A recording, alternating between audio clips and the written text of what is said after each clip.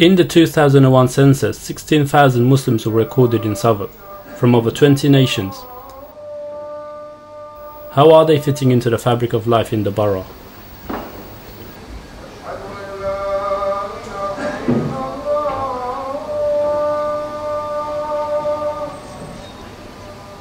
Alhamdulillah, Southwark has been a very peaceful borough, and with the MPs that we have here, especially Simon Hughes, is very frequent to our mosque here. Southwark is a multicultural, multi-ethnic, multi-religious community.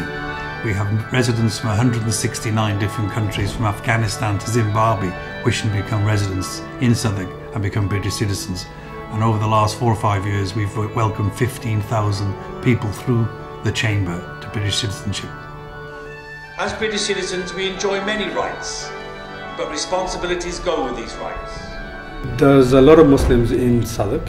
There's about approximately about 20,000 currently, but from different races, different cultures, different countries. That makes Southwark a very diverse Muslim community, alhamdulillah. From Guyana, from South Korea, Nigeria, Australia, from Ghana, Somalia, from Sudan.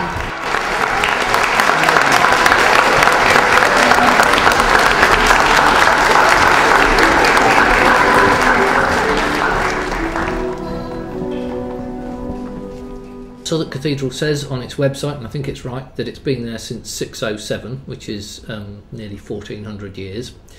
So it's the oldest church in Southwark, and obviously has seen a lot of changes in its time. I would imagine it's between 200 and 300 churches in the borough of Southwark. Compared to Christianity, Islam is very new within the borough, and the number of mosques, 8 to 10 only, very small when compared to the amazingly large number of churches. But since 7/7, mosques have become a central focus for many, in some cases viewed with fear and suspicion. I came in quite soon after 7/7, where there'd already been sort of quite an emphasis around how police engage with faith groups. And I was able to build on some of the contacts that people already had in this office. There's a lot of misconceptions that Christians hold about Muslims, and probably some that Muslims hold about Christians. I guess faith can do an awful lot of good, but it can also do a lot of negative stuff too. Faith groups, council and local police are trying to foster understanding between communities. However, Southwark's diverse range of communities and their shifting pace is not always easy to keep up with, as the borough commander discovered. There were some surprises for me, to be honest, which was that there was, I wasn't aware of the big South American community that lives and operates and works around sort of the Elephant and Castle area. I'm also aware that 130 different languages, cultures that exist within the borough. That's a big challenge to identify everywhere. I would like to build up a very good relationship with the mosques on the borough. I would like them to be able to come to me or anyone in community safety if they've got any issues or anything they'd like to discuss. I think the officers I have, especially with the development of the Safer Neighbourhoods model around here, has really given us the opportunity to get into and make contact with some of those communities that we weren't engaged with. Southwark Council has also been developing relationships with local mosques to look at ways of engaging the Muslim community. In this instance, the Somali community.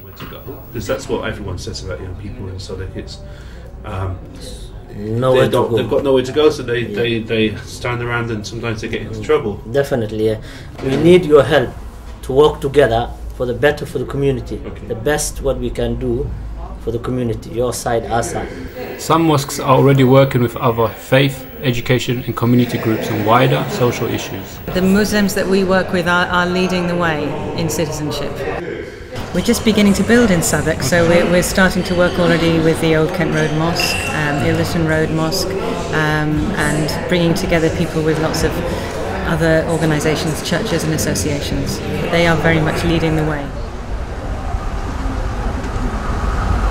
After 7/7, we were very keen to actually try, as a quite significant church in the area, to distance ourselves from, the Islamophobia that was going on. And we did write to the local We haven't got a mosque, we've got a centre.